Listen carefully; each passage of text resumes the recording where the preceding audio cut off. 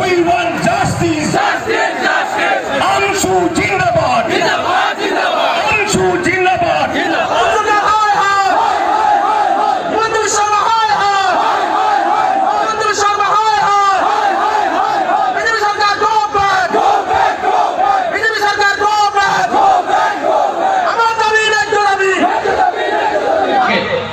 বিশ্বৰ বুকুত আৰু বিশেষকৈ ভাৰতবৰ্ষৰ কোনো এখন ৰাজ্যৰ মুখ্যমন্ত্ৰী যদিও হিটলাৰী শাসন চলায়, আমি ইউপিৰ মুখ্যমন্ত্ৰী ঘটনা সাম্প্ৰদায়িক বুলি কওঁ, কিন্তু তাতকেও নিম্ন খাবৰ অসমৰ মুখ্যমন্ত্ৰীয়ে কাম কৰি আছে। মানুহে মানুহক এনেকুৱা অন্যায় কৰিব নাপায় আৰু ইয়াৰ জবাব আজি আৰম্ভ হৈছে।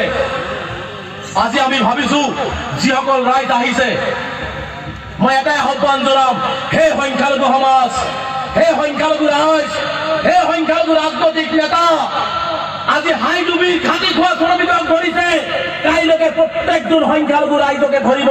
গতিকে ওলাই আহক, ৰাজনীতি বাদ দিয়ক।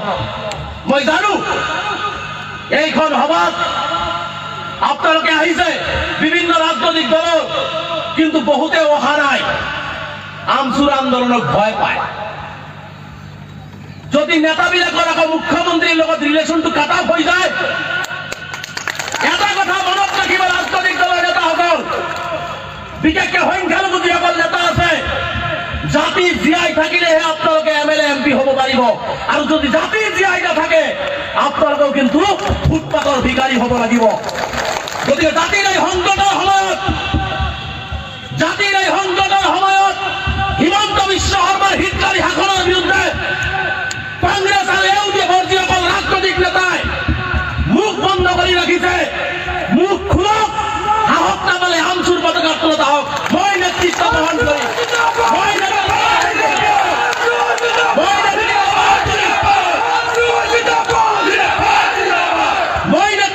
কৰিবলৈ সাজু আছো। সংখ্যালঘু জনগণৰ ন্যায্য প্ৰাপ্যৰ কাৰণে, সংখ্যালঘু জনগণৰ অধিকাৰৰ বাবে আমি আমচুৰ কৰ্মকৰ্তাসকল নিজৰ জীৱন দিবৰ কাৰণে আমি সকলোৱে প্ৰস্তুত হৈ আছো। কাৰণ আমাক ভাৰতীয় সংবিধানে দিয়া অধিকাৰ লাগিব। আমি কাৰো অধিকাৰ কাঢ়িব যোৱা নাই। হিমন্ত বিশ্ব শৰ্মাৰ ঘৰৰ ভেটি আমি খুজিব যোৱা নাই। হিমন্ত বিশ্ব শৰ্মা ডাঙৰীয়াৰ গাড়ী খুজিবলৈ যোৱা নাই। আমাক ভাৰতীয় সংবিধানে দিয়া অন্য বস্ত্ৰ আৰু বাসস্থান দিব লাগিব, আৰু যদি নিদিয়ে আমি কাৰিকৰৰ ব্যৱস্থা গ্ৰহণ কৰিব লাগিব। আমাক লাগিব, আমাৰ অধিকাৰ আমাক লাগিব।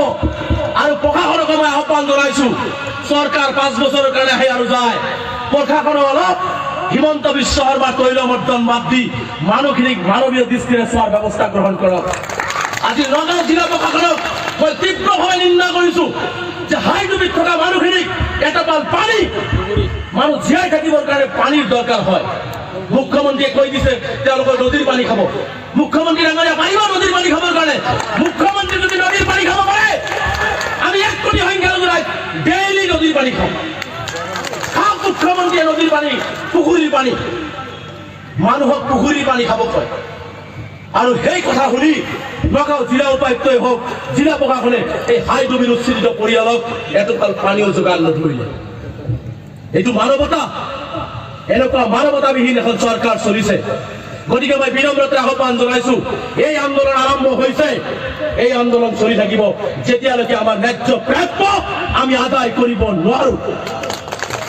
বিশেষকৈ মই অসমৰ সাংবাদিক বন্ধুসকল, অসমৰ ধৰ্ম নিৰপেক্ষ বুদ্ধিজীৱী, এই মুহূৰ্তত অসমৰ মুছলমান অসহায় হৈ পৰিছে।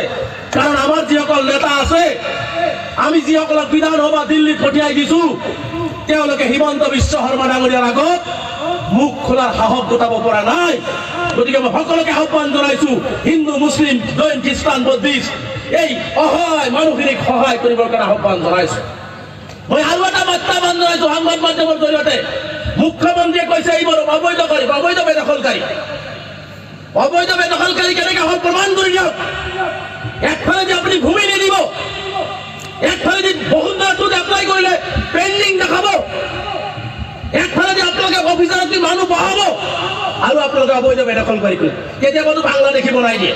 মই চেলেঞ্জ কৰিছো, নগাঁৱৰ হাইডুবি হওক, আৰু য'ত য'ত উচ্ছেদ কৰা হৈছে এজন বাংলাদেশী চ্যালেঞ্জ কৰিছো, এজন বাংলাদেশী যদি আছে উলিয়াই দিয়ক, আমি তেওঁক বাংলাদেশ পঠিয়াই দিয়াৰ ব্যৱস্থা কৰিম। কিন্তু ভাৰতীয় নাগৰিকৰ ওপৰত এনেকুৱা অপমান সহ্য কৰা নহয়। খেৰৰ ঘৰ দেখিলেই সন্দেহজনক নাগৰিক, খেৰৰ ঘৰ দেখিলেই সন্দেহজনক নাগৰিক। আৰে বাবা, খাটি খোৱা শ্ৰমিক, খাটি খোৱা শ্ৰমিক। আৰু এই শ্ৰমিকসকল আমি আমাৰ আছে কি সেই খেৰৰ চালিটোৱে। গতিকে মুখ্যমন্ত্ৰী ডাঙৰীয়াক এটা কথাই ক'ব বিচাৰিছো, এইসকল মানুহে আজি অৰ্থনৈতিক ভঁৰাল টনকিয়াল কৰিছে। আপুনি যেনেকুৱা ধৰণে লোহা পিটি পিটি পিটি পিটি চেপটা কৰি আছে, এদিনাখন যদি সংখ্যালঘু ৰাইজ সিদ্ধান্ত লৈ বহে যে অসমৰ অৰ্থনৈতিক ভঁৰাল আৰু আমি টনকিয়াল নকৰো, লাগিলে ঘৰৰ ভিতৰতে মৰি যাওঁ, সিদিনাখন কিন্তু অসমত আকাশে বতাকে কোনো খাদ্য শস্য মাছ শাক পাচলি গাখীৰ ক'তো ওলাই যাব নোৱাৰিব। কাৰণ আমাক খেদি খেদি আপুনি ৱালটো লৈ নিদিব, ৱালত ঠেকি যোৱাৰ লগে লগে কিন্তু আমাৰ ৰাস্তা নাথাকিব। আমি কিন্তু গণতান্ত্ৰিকভাৱে সন্মুখৰ পৰা আগবাঢ়ি যাবলৈ বাধ্য হ'ম, আমি সন্মুখৰ পৰা আগবাঢ়ি যাবলৈ বাধ্য হ'ম। সেইকাৰণে আজি উচ্ছেদিত ৰাইজক মই আহ্বান জনাইছো, চৰকাৰকো এই জনতাৰ প্ৰতিবাদ কাৰ্যসূচীৰ জৰিয়তে আহ্বান জনাইছো। চৰকাৰৰ যদি তিল মানৱতা আছে, মুখ্যমন্ত্ৰী ডাঙৰীয়াৰ যদি তিল মানৱতা আছে, যিসকল মানুহৰ লগত আমি অন্যায় কৰিলে সেইসকল মানুহক ভূমি দিয়াৰ ব্যৱস্থা গ্ৰহণ কৰক। তেওঁলোকৰ ল'ৰা ছোৱালীক ডক্তৰ নহয়, ইঞ্জিনিয়াৰ নহয়, অন্তত LP স্কুল যে বন্ধ কৰি দিছে আপুনি, LP স্কুল যোৱাৰ ব্যৱস্থাটো কৰি দিয়ক, সেইটো দিয়ক।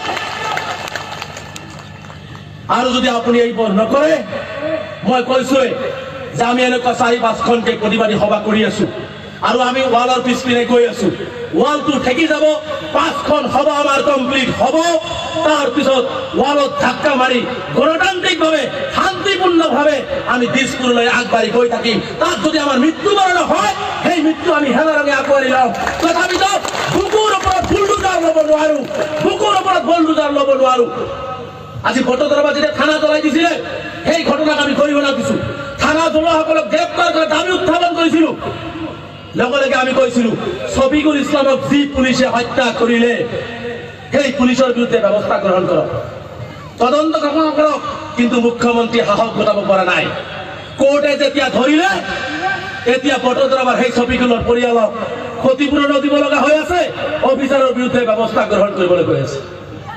আমি তেতিয়াই কৈছিলো যে বটদ্ৰৱা থানা জ্বলোৱাটো এটা আছিল ৰাজনৈতিক ষড়যন্ত্ৰ, সংখ্যালঘুক বলিৰ কথা বনোৱাৰ ষড়যন্ত্ৰ। আজিও কৈছো তদন্ত ঘোষণা কৰক, ওলাই পৰিব, তদন্ত ঘোষণা কৰক। বটদ্ৰৱা থানা জ্বলোৱাৰ সময়ত কোনে কোনে উচতনি দিছিল, তদন্ত ঘোষণাৰ সাহস হোৱা নাই। কাৰণ সেই মুহূৰ্তত মুখ্যমন্ত্ৰীৰ নেতৃত্বত চলা এটা চেনেলৰ কোনোবা এজন কেমেৰা পাৰ্চনৰ কথা ওলাইছিল, আমি শুনিছো সংবাদ মাধ্যমত, সাংবাদিক ছচিয়েল মিডিয়া। সেইকাৰণে সাহস হোৱা নাই। সেইকাৰণে কৈছো যে বটদ্ৰৱা থানা জ্বলোৱা কাণ্ডটো সম্পূৰ্ণ ৰাজনৈতিক উদ্দেশ্য প্ৰণীতভাৱে সংখ্যালঘু ৰাইজক সেয়া প্ৰতিপন্ন কৰিবৰ কাৰণে কৰা হৈছিলে। আজিও কৈছো বুকুত সাহস আছে যদি বটদ্ৰৱা থানাত এটা জুডিচিয়েল ইনকুৱাৰী ঘোষণা কৰক, কিন্তু নকৰে। গতিকে মই ৰাইজক আহ্বান জনাইছো, বেছি সময় নলওঁ, এটাই আহ্বান জনাম, আমাৰ এই আন্দোলন চলি থাকিব লাগিব।